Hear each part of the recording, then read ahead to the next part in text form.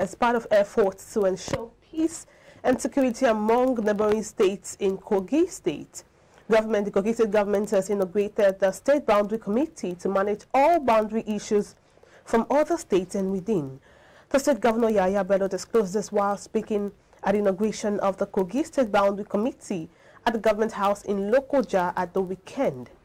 Bello explained that the move became imperative to maintain peace and tranquility with adequate security within and outside Kogi State. He stated that the state is bounded by 9 states, including the Federal Capital Territory, Nasarawa, Niger, Benue, Kwara, Edo, Delta, Anambra, Ekiti, and Ondo. Now, Mohammed Ahmed Yabagi, a journalist from Kogi State, joins us live via audio call, or rather video call. Good morning, and thank you for joining us. Good morning. It's nice to join you. All right.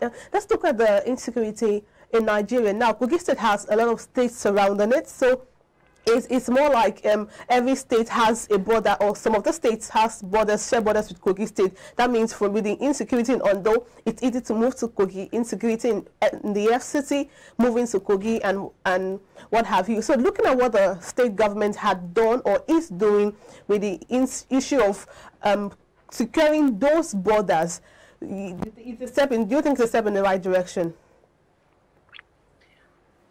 Thank you very much for having me on your show this morning. First of all, nice to join you this morning. Good morning, viewers. To your questions, I think it's a nice move by the governor. Okay. Are you there? Okay, I think network issues, but it will be intriguing to see, to hear his perspective rather, concerning the boundary committee. We know quite well that we seemingly operate an open border when it comes to interstates in the nation. So this time around, with Kogi State taking up the initiative to secure their borders just to ensure that the indigents are safe and secure, it will be interesting to see to hear what he has to say rather. Having said that, now this is not just an act or a policy that was taken in isolation. We have the National Boundary Act of 2006. Yeah. Now, you also want to ask various questions like why have other states not implemented that act in terms of, setting up boundary committees or, just basically securing the borders and all of that. It's especially at this time where insecurity is on the rise. Yeah. You would expect that various state governments should have, policies in place to ensure that their indigents are safe. Now, you want to say it's probably too late, but we had Benue State, set up, yes, not a border or boundary committee, but, one that has to do with community policing. The boundary committee that Kogi State Governor has inaugurated is also a means, to secure the state. I think he's back. Are you there? Hello? Okay, I think... Yes, good morning. Oh, okay. Yes, good morning. I can hear you. You have the floor, shoot. Yes, thank you for the question earlier about the boundary committee set up by the state governor, Yahaya Bello. Yes. What the governor has been able to do as a governor of the state is that he has taken security of the state as his top priority, and that is why Kogi State is recording until a few weeks ago has been recording relative peace without all the criminal issues that we have faced in the state since 2016 when he took power. So the boundary committee that he set up is a nice move from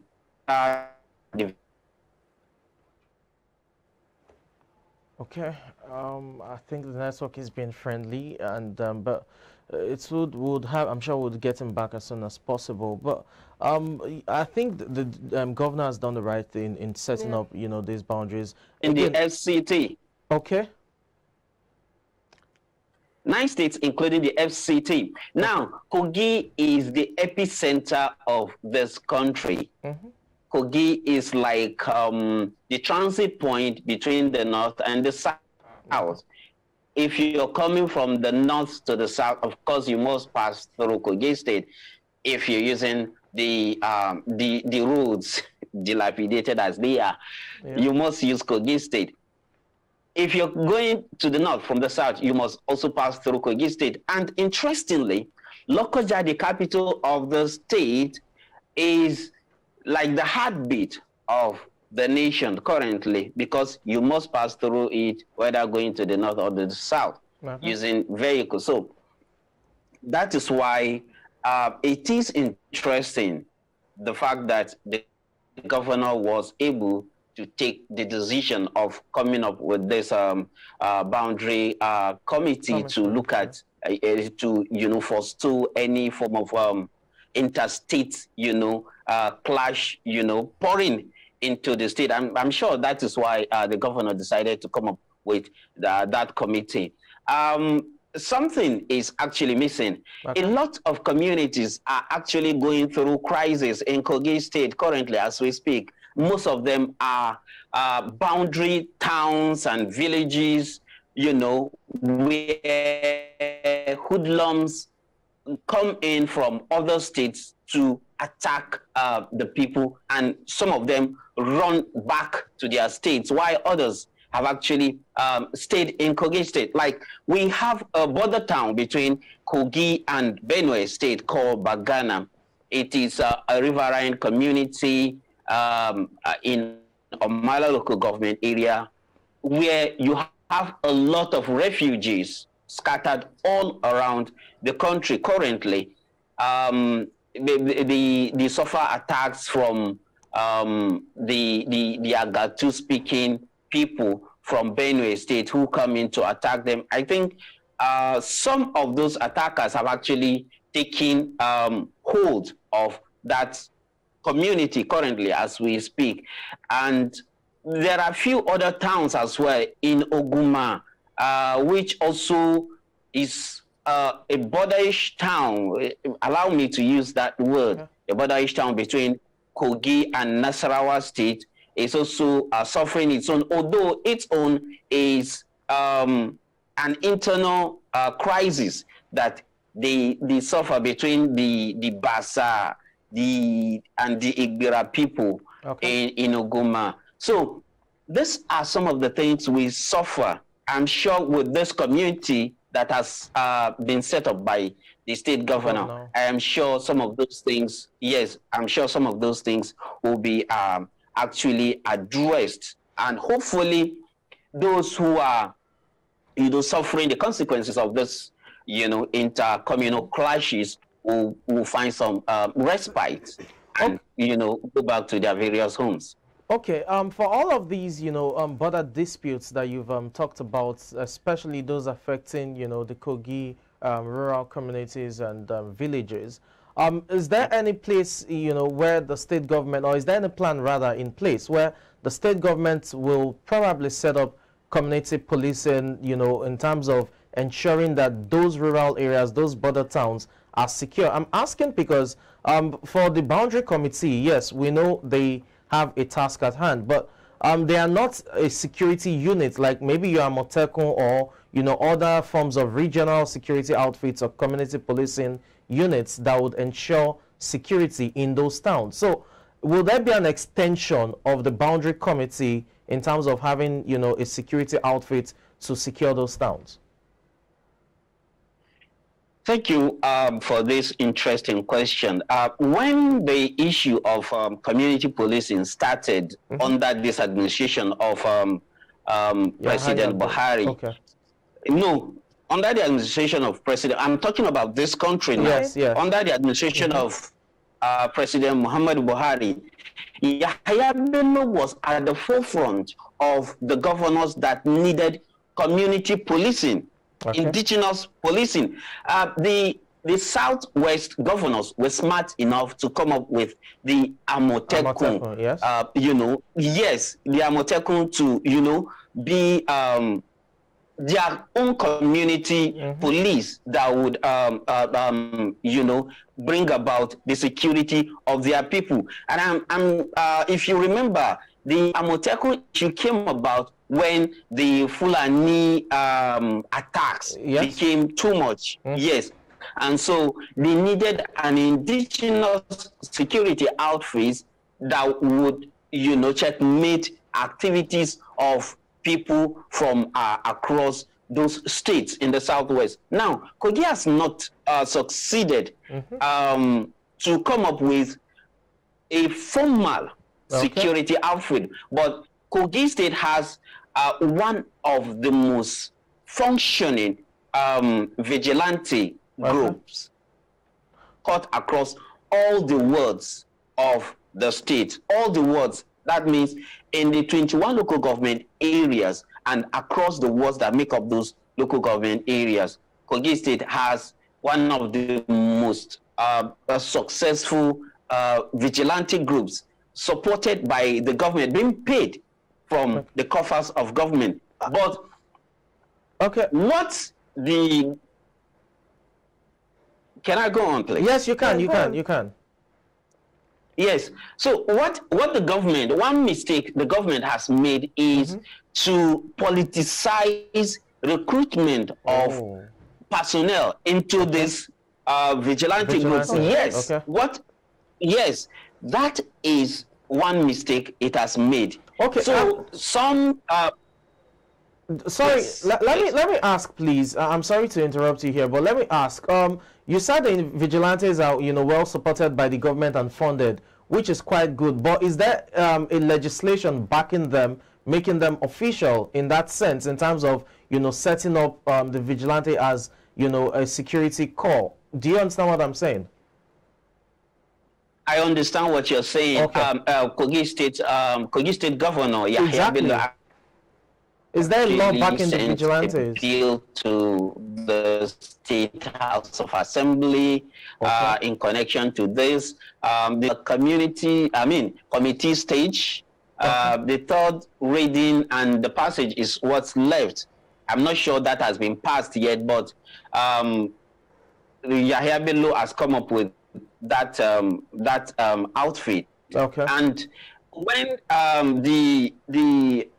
there is a certain police kind of body that the former IG actually suggested to governors of the 36 states of the country. And Yahya Bello, using his mantra as a security conscious person, actually had the largest contingent of recruits into that body. They were they were trained by the nation's police force, and then they were brought back to the state and were commissioned here in Kogi State and have been deployed to the 21 local government areas of the state. They are to work hand in hand with the vigilante groups. They have not been successful. They have not been functioning optimally as expected. The only help they are actually getting is the fact that there is the governor has succeeded in synergizing all the security outfits, both formal and informal, and the NSCDC can actually come into work easily with the vigilante groups and apprehend suspects whenever any crime is committed, and they can be easily handed over to either the police or the army. So that is the part the governor has actually succeeded. And there has been a lot of, the governor has actually used the hunters, the hunter groups. They have not been formally, brought into the formal security network of the state, but the governor is working with the hunter groups to, hunt down a lot of criminals, especially the Fulani herdsmen that have been having these sporadic attacks on communities and then you know, withdrawing back to their shelves in various bushes. So the hunters groups have actually helped the security outfits to apprehend some suspects. All right, now let me come in here. You mentioned that the vigilante group has been or was politicized. Now, setting up what's it called, the boundary committee is a step in the right direction, as you had clearly stated. Of course, but now taking a cue from our inter-country boundaries in Nigeria, how politicized it has been, and how criminals have been infiltrated, both illegal activities going on in those boundaries. Looking at the kind of nation we are in, what steps have the governor or those in charge taking to ensure that what happened with the vigilante group, that won't be a repetition of past events? Yes, the good thing about the governor is the fact that you can't take it away from him. In the last few weeks, we've been hearing of threats directly to the government by hoodlums that they are actually coming to even attack the governor and even the state government house. And the governor has taken proactive steps by ensuring that he created a barricade. There used to be a freeway passage. You can pass through the gates of the Kogi State Government House, but in since last week, it has not been the case. The governor has created a barricade with armed security men, you know, manning this barricades. That's to tell you that he is proactive when it comes to security. Now, before his assumption of office, if you check, in 2015, Kogi State suffered a lot of attacks, bank robberies, kidnappings, and even killings within the state. But since he came to power, until last year, when the elections, discussions about the elections and all of that began, we've not had any experience about any form of insecurity,